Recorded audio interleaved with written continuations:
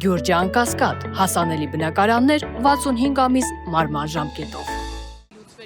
Ուրեմն ասեմ 14-15 թվականներին Սերժի կառավարության ժամանակ Տեցի հանրակացարանները, Էրեբունու հանրակացարանները, որոնք որ վթարային էին, Արզումանյանի հանրակացարանները, բոլորը Սերժի ժամանակ բավարարեցին կվարտիրաներով, լրիվ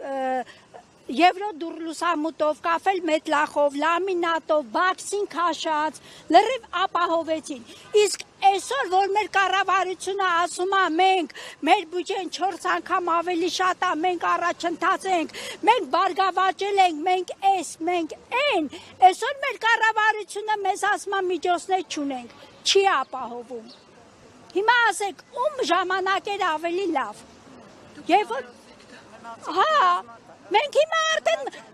ես անձամբ, ես արդեն իրան չեմ ընտրելու, ես հազարավոր իմ նմաններին հավաքելու եմ, ասեմ, ձայն մի տվեք,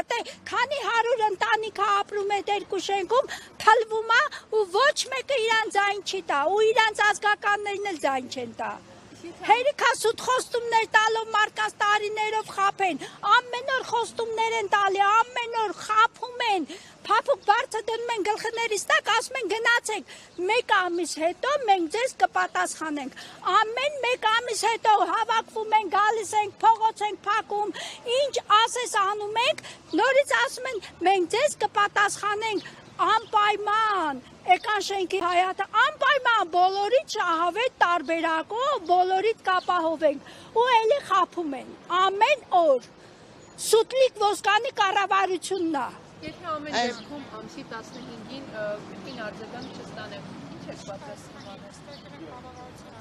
Մենք պատրաստվում ենք հավաքվենք մի քանի 100 հոգի, գնանք Մակրոնի այցելությանը հավաքվենք, խայտարակ անենք մեր կառավարությանը։ Հավաքվելու ենք խայտարակ անենք, որ ինչ վիճակ է, գալու ենք վրանները խփենք, նստենք հրապարակ։ Անպայման անելու ենք, մենք արդեն որոշել ենք։